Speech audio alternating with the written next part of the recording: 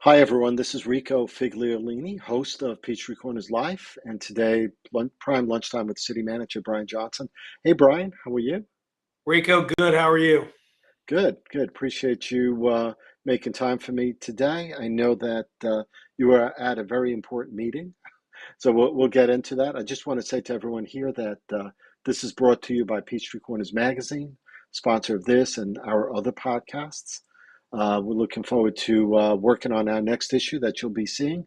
So if you're interested in sending us nominations, by the way, for the Faces of Peachtree Corners, our deadline is March 1st. So check out our website. It's on there.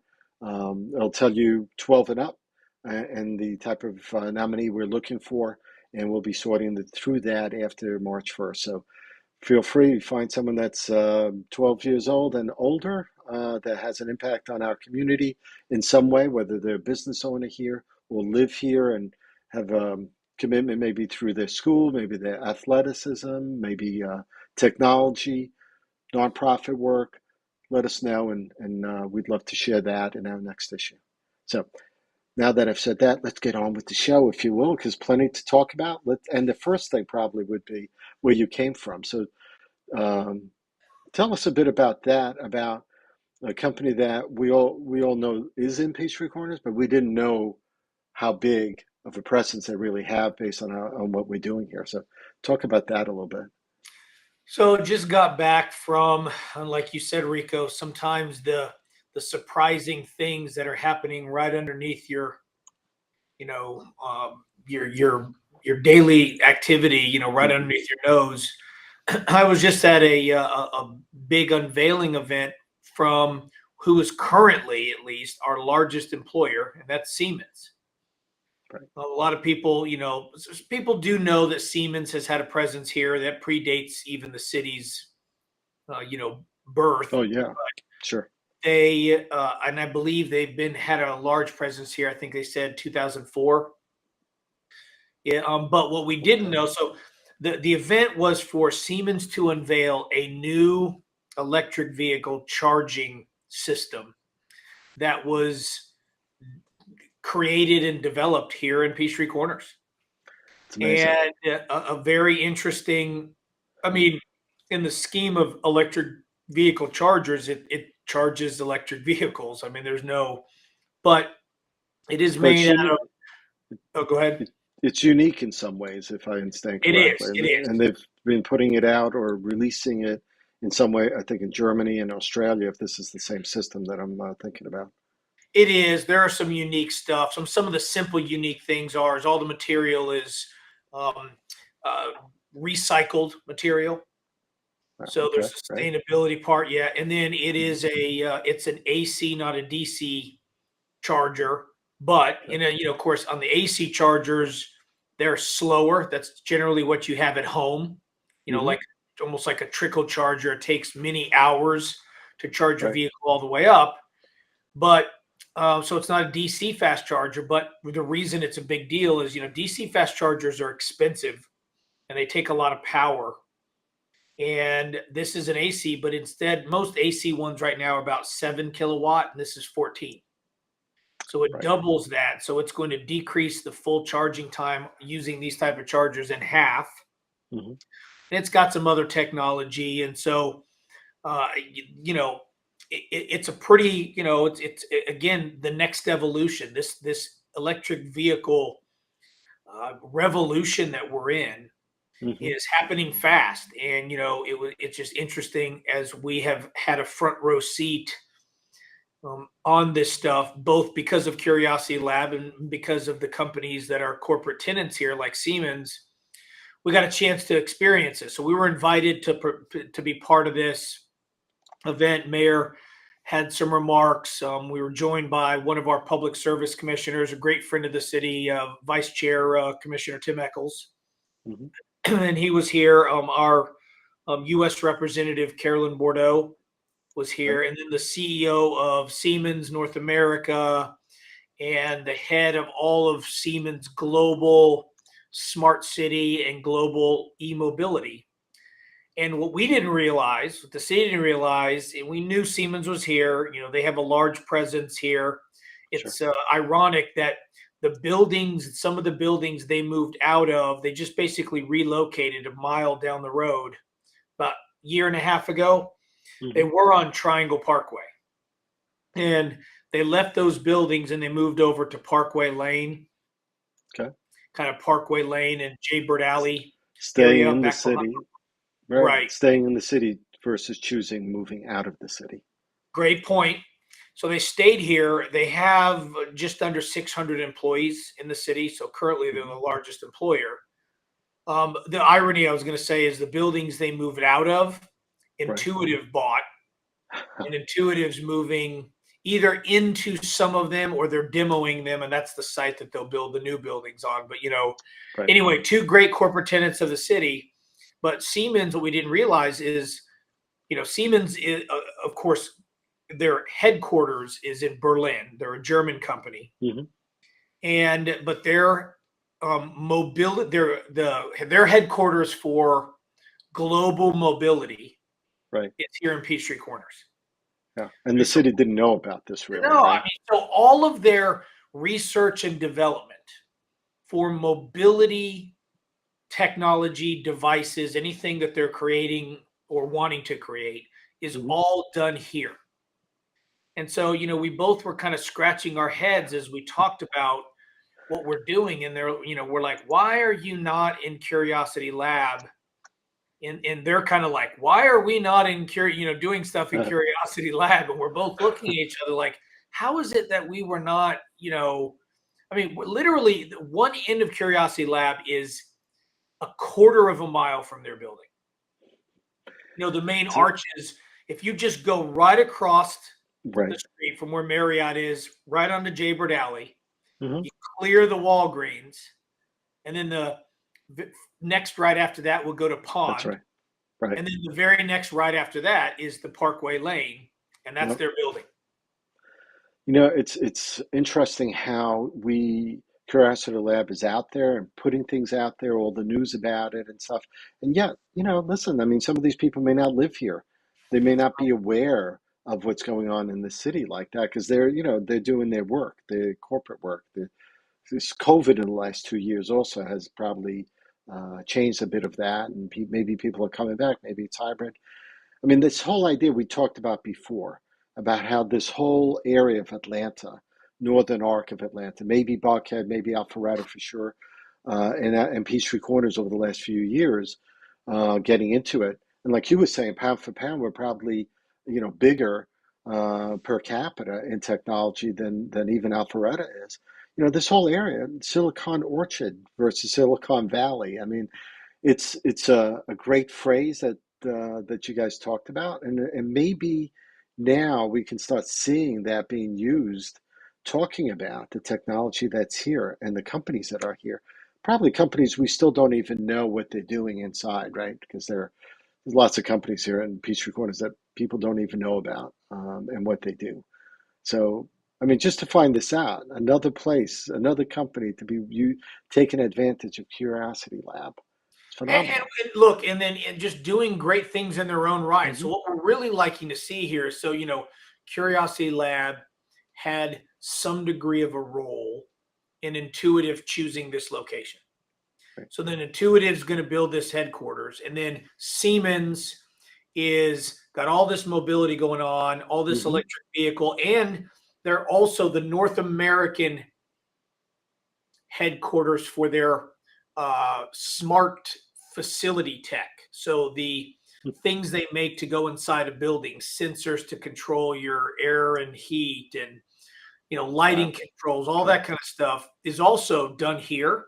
And so, they're talking about, Intuitive was peaked when I brought it up once about Siemens having a large presence here. Siemens was very interested in discussing Intuitive more. So there's Mm. already this synergy that's starting to go on that we may not even have anything to do, but we've got two Right. corporate tenants of the city. Right. Here's one is the current largest employer, the other one will become our largest employer. Hmm.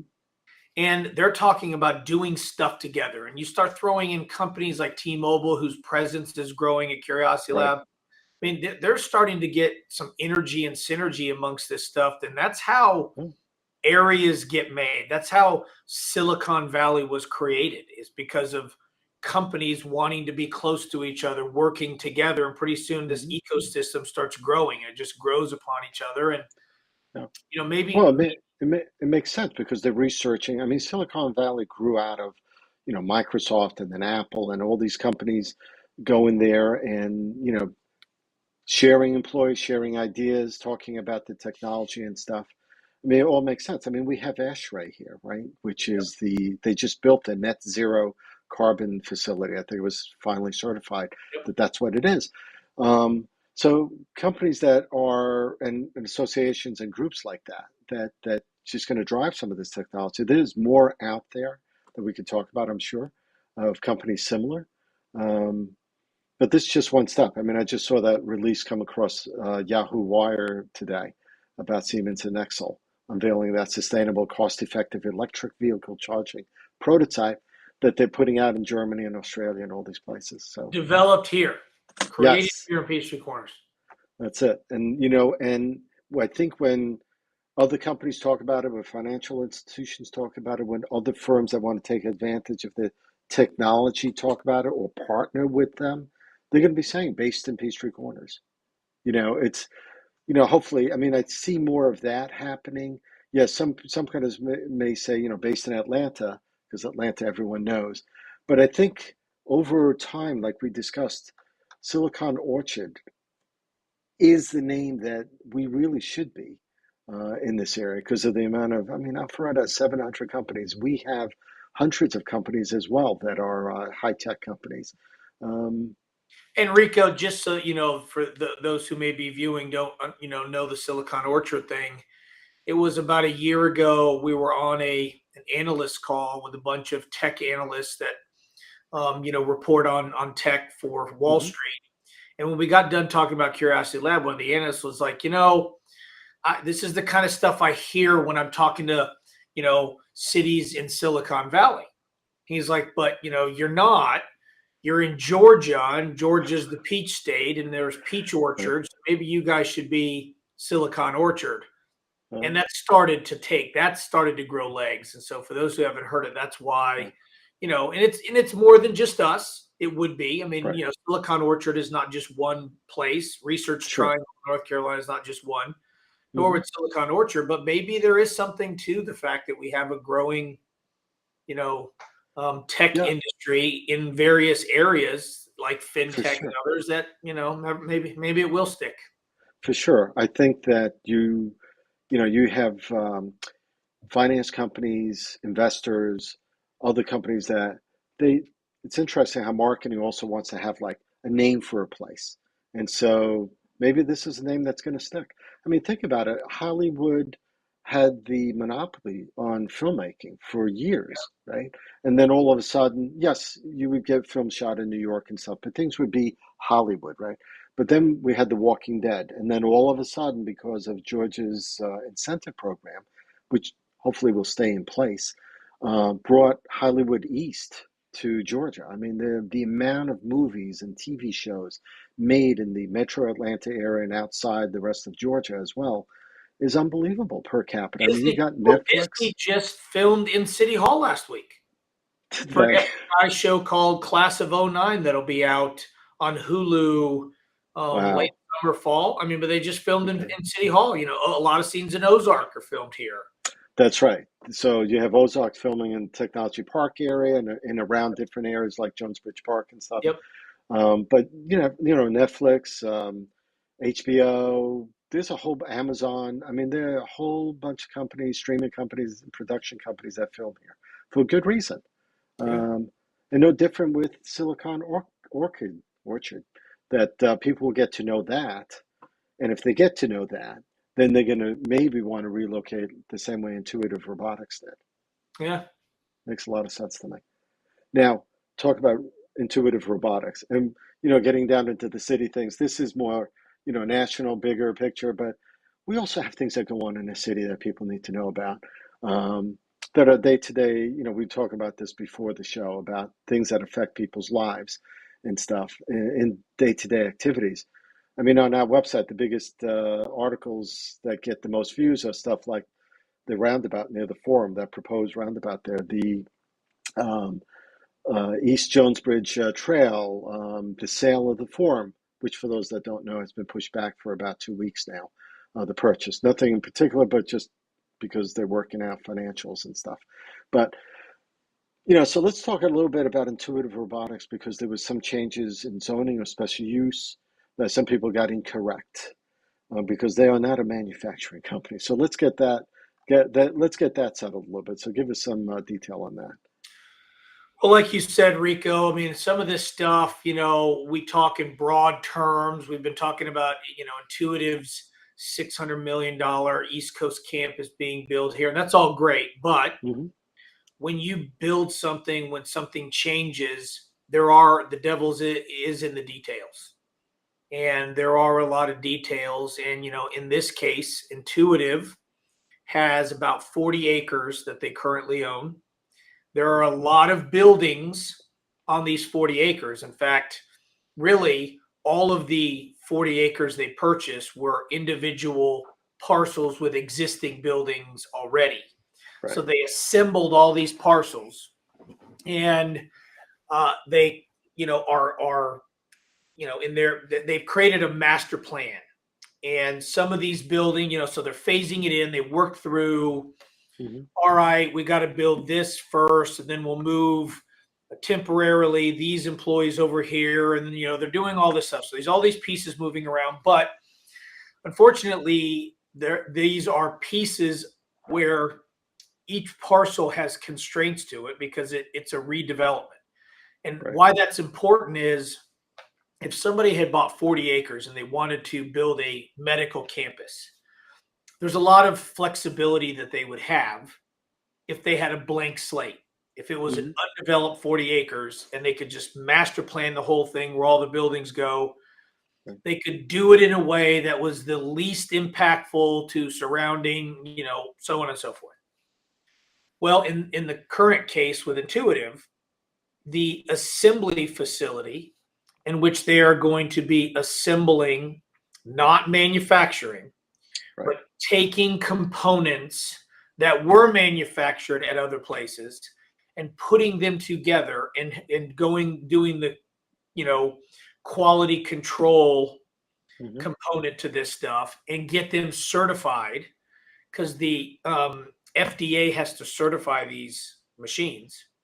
Right. So that's what's going to be done here. So it's an assembly facility. It's not a manufacturing. But anyway, the only place that they could put it with the little, game that they had to play about moving things around was on a particular parcel Mm-hmm. that is next to existing homes. Right. So what we Now, just had to go through, go ahead.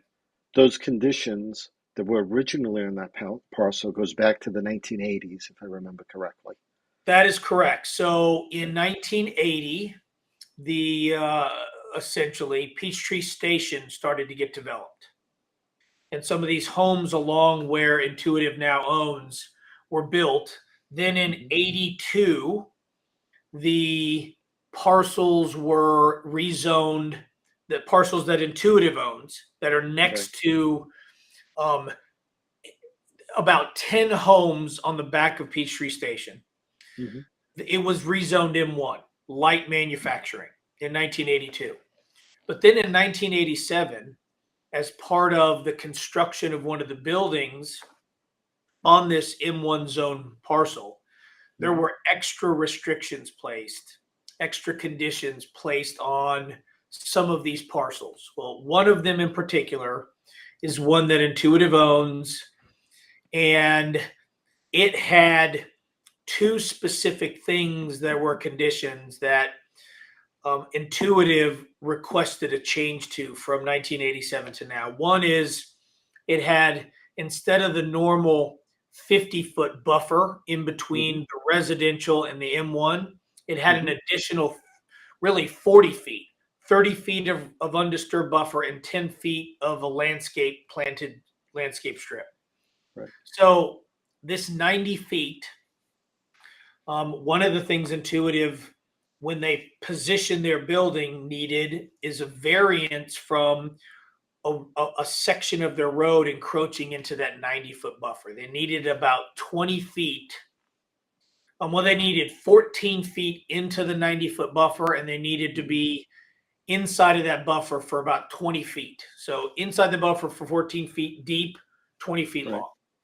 So not the extent of the property line, just a No, portion of the property line. just kind of a corner. It was coming out of the building. It just kind of went into the buffered area and out. So Mm-hmm. they asked for a variance on that section of road. Mm-hmm. And then I guess that would be the northern end of the building, one end of the building. And their assembly facility is more of a longer, narrow building Mm-hmm. for a number of reasons. But especially given the constraints of the property, one end of the building encroached into this parcel that had these unique conditions. And one of the conditions in this parcel, the other thing that Intuitive needed the city to, or they requested the city to grant a variance, was on stories. So the parcel that was restricted in 87 has a stipulation in there that no buildings can be taller than 1 story, but it doesn't give an actual height. So because of that, the actual height limitation in an M1 zoning is 40 feet. Within 150 feet of the property line. And then outside of 150 feet, it can go up to 55 feet. And then outside of 200, it can go as much as 85 feet. That's the maximum height. Okay. I only bring that up to say that the conditions were that no building could be more than 1 story, but it doesn't have a height restriction beyond the core zoning. Intuitive had about 70 feet of their building encroached just inside of this parcel.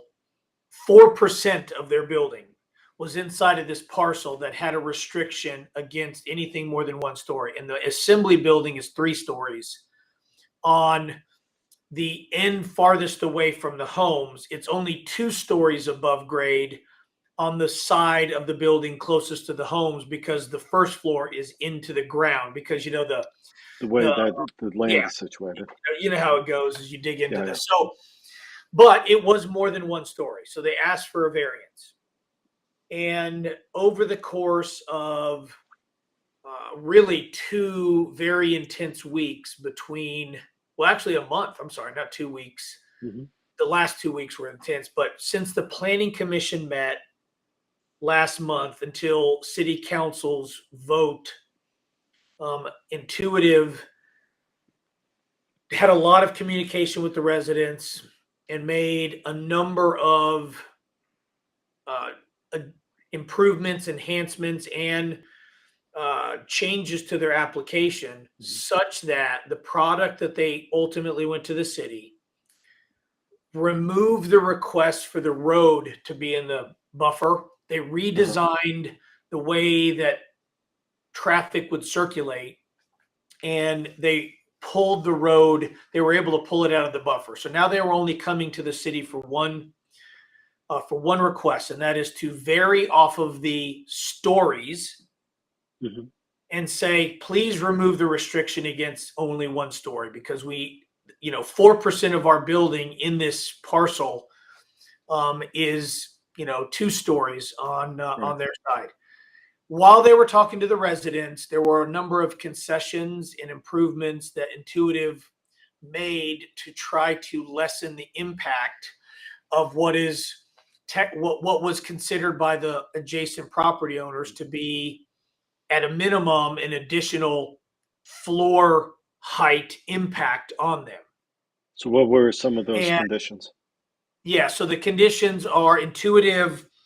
Let's start with, noise. They reduced the amount of loading bays from 10 down to 5 that are along the side of the building closest to the residents. Okay. The loading bays that are close to the residents are bays in which the vehicle goes all the way inside of the building and a door shuts behind them. So any of the loading is inside the building for the delivery vehicles like Amazon, FedEx, UPS. There are 2 exterior loading bays on Spalding Hmm. that you would have an 18-wheeler could back up and you would have essentially external loading, but that is Okay. facing Spalding, not the neighborhood. So they reduce that. They enhance the buffer. So there is anything from 50 up to 90 feet between 10 parcels that adjoin Intuitive. 5 So of they, the houses are in this SUP area where they had the 90-foot enhance, and then 5 of them mhm, were not. But Intuitive came in and said, look, the intent of all of that was to try to keep the impact of our operation as minimal as we can. So we are going to over plant the buffer. okay. We're going to add a lot of plant material. We're going to add understory plant material because right now most of it is open. Most of it are pine trees, like loblolly Yeah, pines, in which you got to be right. 60, 80 feet before you even have pine Any needle. canopy. Yeah. Right. So under it, you can see right through it. They're Hmm. planting shrubs for the lowest and understory trees in the middle, like magnolia, that are evergreen all year round Mm. to shield all the way up, not just on the top levels. Oh, neat. Okay. That'll They are, look nice too, actually. yeah, right. So they're adding a security fence or basically removing all the chain link fences that are on the back of the adjoining property owners Hmm. and replacing it with their own new um, heavy gauge metal security fence that is not climbable, and it'll be 8 feet tall. And then inside of that, so that'll be on the property line, but then remember there's a buffer. So then Intuitive has to come off 50 feet for 5 of the adjoining houses and 90 feet for the other ones before they Hmm. can build anything. And there's a ridge line. It's like the highest point in that area. Yeah. In some of the properties, there is a wooden fence that was placed there back in the day to shield maybe a little bit of noise, but mostly lights from vehicles Yeah. Yeah. shining With into that. their back window. And so Yeah. Intuitive is going to replace that fence all the way down and put one all the way down to tie into the rock wall that basically serves that purpose right near Spalding. So they're enhancing that. Hmm. They are, let's see, what else did they agree to do? There's a maintenance bond of 3 years. They're putting money into the maintenance bond. And if there's any trees that have died 3 years after, the city will draw down off of that maintenance bond to replace all the Okay. trees. Well, that's cool. Good.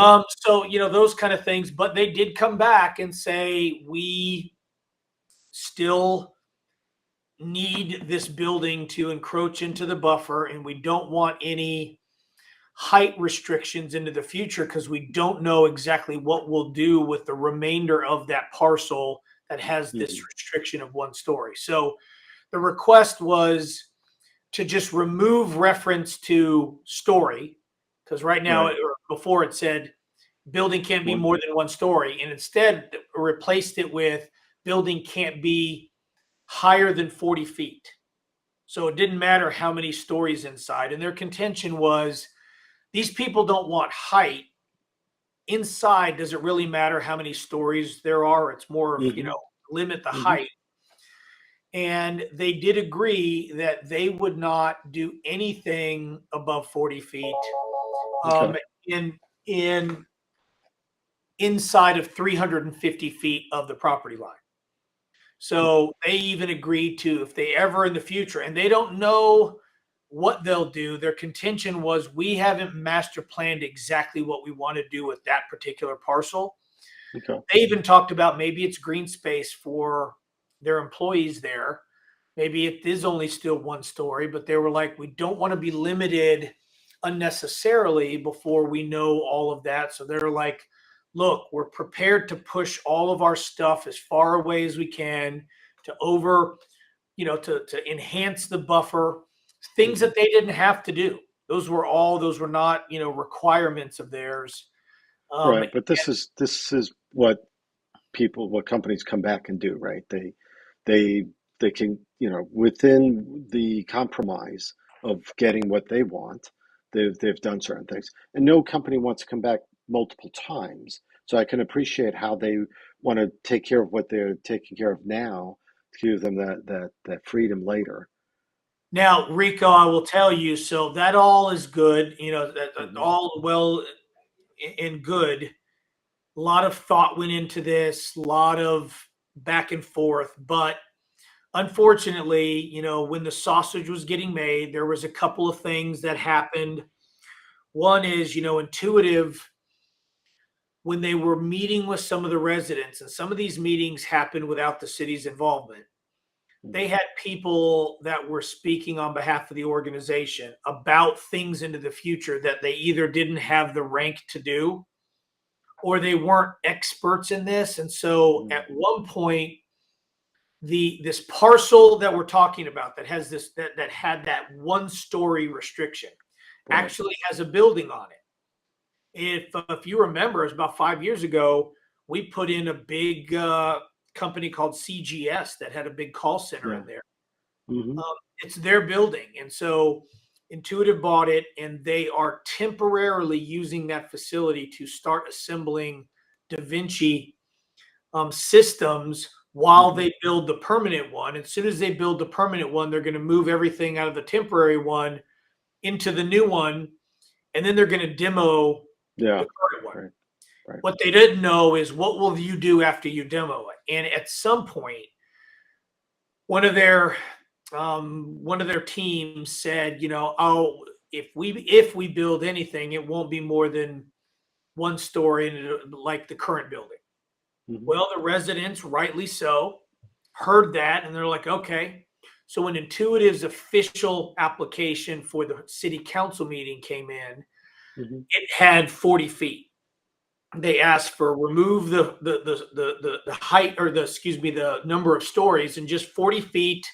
Right. Anything closer to, well, 40 feet in the even though they could have always done 40 feet, in the mind of the local, the adjacent property owners, they're like, Uh-huh. you said 1 story like the current building, and the current building is only 23 feet high. Mm. So that's how they So got that. yeah, Okay. so they could, so Intuitive created their own problem by Yeah. not managing expectations instead of saying, look, we don't know. And it came Well, up at the because council meeting, and they were called out on it, and they owned it and just said, look, Mhm. we spoke prematurely, and we don't know exactly what we want to do. We are happy with the restrictions of height that were in there from day one. Mhm. We're prepared to keep that height restriction much deeper into the parcel, 350 feet versus 150 feet if it hadn't Right. been. But we Right. don't want to limit ourselves now when we don't know what will happen, and we don't want to have to go through this process again. Right. And like you said, you get it, but then I also conversely, I understand how the residents feel, the adjacent Mhm. residents, and I told a few of them this. Not only do I sympathize with them, but I empathize with them because I just got done going through this essentially as a resident with Waterside. Well, not Mm. just essentially. I mean, as a homeowner, my property backs up to the old Fiserv, now Waterside property. And Wow. so we went through the same thing as adjacent property owners as we had, mine was at an area of the old Fiserv campus that didn't have any buildings.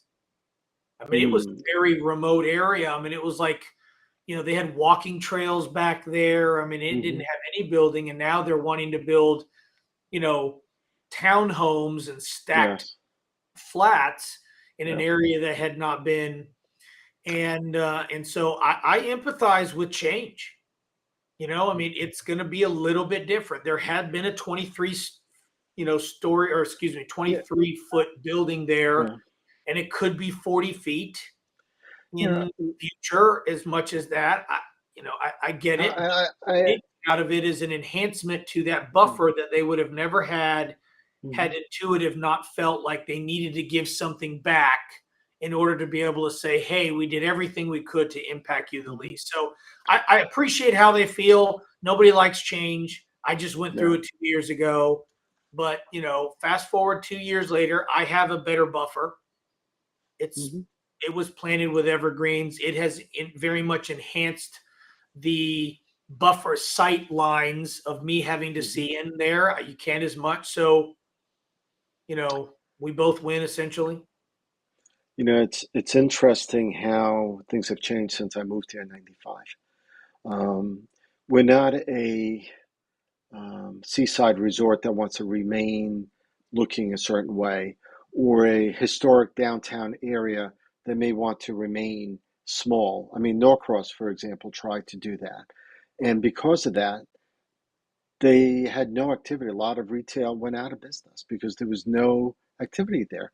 There's old time owners of old buildings. Until they started doing some development work, they weren't able to revive that downtown area, for example.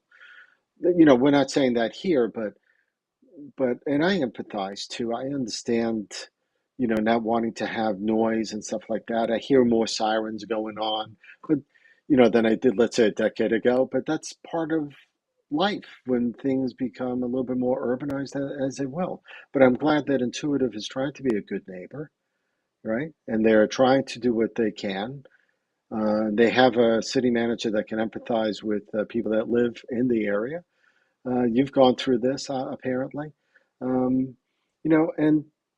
there are things that are going to change. I mean, it's just that we are not the '80s um, Paul Duke tech place that we were, and things Right. are changing. There's not enough, Oh yeah. right? Go I ahead. mean, it's a different environment. Companies are becoming more hybrid employment areas. It's going to be less footage for certain things. Certainly, the thought that it was manufacturing. Now that they understand, the people understand it's an assembly plant over there. Now, manufacturing denotes, maybe smokestacks or Yep. uh, Lot of noise. waste. A lot of yep. Yes, yes, clanging and all that. You will never know there's really anything. I mean, one of the advantages is the Yes. building that they demoed to build the new assembly facility Hmm. had 120-ish parking spaces adjacent to the current owners. So for decades, there have been, in the morning, cars driving in, doors slamming shut, the Hmm. sound of cars starting potentially in the winter when it was dark, headlights as the cars turn on, or even in the morning. I Right. mean, that's being removed because there won't be any parking there. It'll be a drive aisle for along that side for those smaller delivery Mm. vehicles that will drive inside the facility to unload. So they won't even Right. be. But again, it's change. Change can be Yeah. scary. Yeah. Change, when you're used to something, even if the change might on paper be an improvement, you're skeptical. Yeah. But I get it. All we can do as a city is hold Intuitive's feet to the fire. And I Hmm. have you know, uh, you know, every belief that they will, do the right thing without needing that. But at the end of the Yeah. day, the adjacent property owners do have a buffer that has brand new fencing, both security and an opaque privacy fence, Hmm. and heavy planting inside this buffer of various heights, something that they would never have had before. So they do get Right. something out of it. And, I can't imagine when you're creating jobs with an average salary of 150,000 that there won't be some of those new intuitive employees that wouldn't like to live right there one Right. day There's anyway. that If too. houses There's are, that. up for sale. Yeah. Yeah. Talking about change, just to change the subject, if you will. This is a good change that's coming, right? East Jones Bridge multi-use trail project that's beginning this week. Um, that's Yes. a continuation of a project that's been ongoing through different parts of the city. And I know there's a lot of interest in that. Um, it's it's good change, right? It's a different type of change. So why don't you tell us a little bit about the multi-use trail expansion that's going on there? Yeah. So the section of East Jones Bridge is going to be all the way from 141 to Jones Bridge Park. And so that whole length, and then it'll all be just one side of the road, just the Hmm. north side of the road. Right. and it's part of kind of two programs, if you will. One is the city's own multi-use trail system that we're putting in the city. So we're doing that anyway. But in this particular case, it will be part of the Riverlands project. The Riverlands project, for those who don't know, is a Metro Atlanta project to have a trail system that follows the Chattahoochee the best it can from the Buford Dam all the way down to, man, I can't even remember. I mean, it's south of the city, west Atlanta, of Atlanta. I mean, it's like 100-mile system. And, when I say the best you can, because of development, there are places. The back of Neely Farm is a good example. The lots, some of the lots there, their lot line is actually the edge of the Chattahoochee, the river bank itself. Nowadays, you have to pull back off of there, and the federal government owns a much wider, location on each bank. Back in the day, some of these purchases predate like the Metropolitan River Protection Act, MERPA. And so anyway, this is going to be a section that will get, as the Riverlands project comes down out of Johns Creek, it will end up going along 141 from the Chattahoochee, where Peachtree Corners and Johns Creek, up 141 till it gets to East Jones Bridge. And then it'll turn right. You're coming from Johns Creek, and then that Riverlands Trail will take our multi-use trail and get to Jones Bridge Park. The next phase of that is a pedestrian bridge over the Chattahoochee where the old Jones Bridge itself was. Right. And then get across, and on the other side of Jones Bridge Park is the National Wildlife Refuge. Yes, that's going to be awesome to see that. And go along the National Wildlife Refuge until it gets to Holcomb Bridge Road. Right. Amazing. It's going to be a 12-foot wide concrete multi-use path. It is. So when we do it, yes. So part of our multi-use trail was also to provide a path for multiple uses. So in this case, the sidewalks put on East Jones Bridge back when the county put it in are only 3 feet wide. Yeah.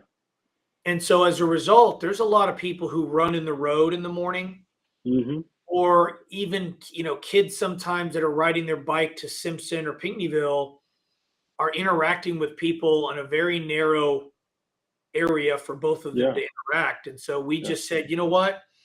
That is a good way to allow for multiple types of uses in a safe manner. So there will be a lot, be a lot safer for people to walk their dog, run, walk for exercise, or even cycle, probably with every type of cycling except, and I'll warn those who think all cyclists should be on here, when you get into the spandex crowd, as I call it, the avid cyclists, when you're averaging, between 15 and 25 miles an hour, they still have to be on the street. Easily 20 to 25 on that stretch, either direction.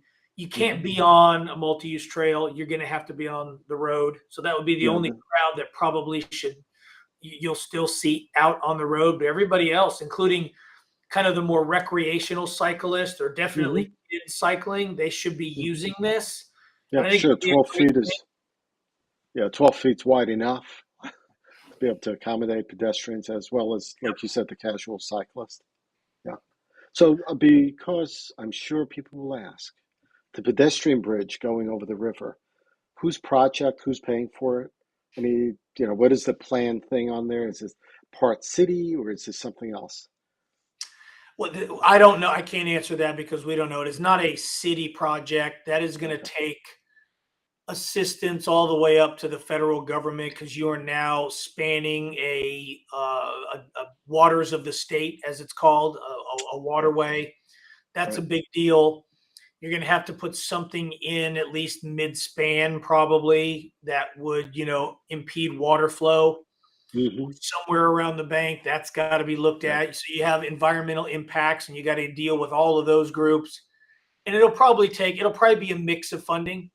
I wouldn't be Okay. surprised if the city has something in it, but then the county is interested. The Riverlands project has funding. Hmm. The state's interested in this, and there's a lot of federal dollars on grants for Yeah. recreational amenities like this. So I actually don't think that the funding of it's going to be the problem. I mean, a pedestrian bridge over that is probably going to be in the, $4 million range, plus or I would. minus. I mean, it's not a Yeah. huge amount of money. I mean, Hmm. so I think it's going to be getting all the regulatory, That's where most compliance of the work stuff. is. Yeah. So just to go through a couple of other quick things, because we're like right past where we normally go. Yeah. Yep. I know that there was a groundbreaking for the town center playground. That's still on track, I think, for May something to be opened, May 18th or I cross that mean, fingers. All right. yeah. Cool. Well, so I don't know what the date. Late May is when our Late first May. Right. big, big musical concert. Ah, That okay. was our goal, is to have it in by that concert, because we know we're going to have a lot of people. Okay. We Cool. are on track Uh-huh. to have it happen as long as two things cooperate. One is weather, when it's Right. time to do the work. And two, maybe more important than weather in this one, is the supply chain. Right. If we Okay. can get all of the things, because some of this playground equipment, this is not your normal playground.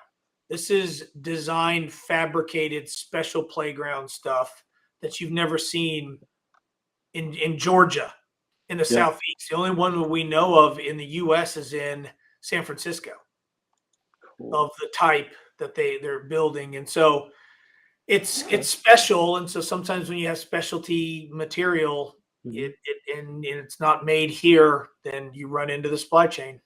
All good stuff anyway. I guess the last thing I want to ask about too, because I just saw this somewhere, is that I think the town center is getting some speed bumps, if you will, some pedestrian plateaus is what they're called, I guess. Speed Because table. apparent Yeah. speed table, thank you. Because apparently some people can't slow down in a retail area, which is kind of crazy because people are walking, kids might shoot out. I mean, just like I don't understand how people. So there's some speed tables that Right. are Just going up. one. Just one. Okay, It will actually be on, man, I don't even know if there's a name of that road. It's the one coming off of the the the roundabout, if you will, where the fountain is. yeah, If you are coming off of the fountain, driving away from the parking deck towards Medlock, where be to on the your right. right would be Firebirds, Yes. then So the go. pet store, I think, is right after Hollywood Feeds Yep. entrance there. And on Yep. the left is the back of the Sprouts and. parking lot for Verizon Hmm. and some of Sprouts. So that stretch, that straight line stretch before you get to the townhomes, is kind of a straight stretch. And once people clear that roundabout, Hmm. they are going pretty fast. What they forget is right there at the end of the building, you've got cars coming out where Hoots, That's right. Where Hoots was actually. yeah, where it was. But then you also, on the left, is one of the ways to get to that parking lot. So you got cars kind of coming out of a blind spot, and other cars are. So that's the only location it's going to go. And it'll also, on the top of the table, like you said, it's a elevated crosswalk. We're basically putting to where that's also where the pedestrians would walk across, right on Hmm. top of that Hmm. speed table. Cool. Yeah, I think that's a great place for that. Actually, that is a long stretch, and people I think do forget, and they're trying to get down to the roundabout, or if they're going the other way to get to the other road on the other side. So yeah, Yep. I was imagining that would happen. Cool. So we've talked about a lot of things. I do appreciate your time, Brian, for clarifying some stuff and giving us some more information about what Intuitive is doing, about the new business of actually new business, about what Siemens is doing as well, and to also feed on some of this other stuff that you're telling me as well. So thank you. We My do this pleasure. every month.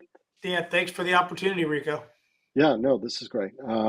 If you have any questions for Brian or any thoughts, put them into the comments. If you're watching this on Facebook or YouTube, and if you're listening to the podcast on audio, just share that or give us a review because that's how people find us. Thank you so much. You all have a great week.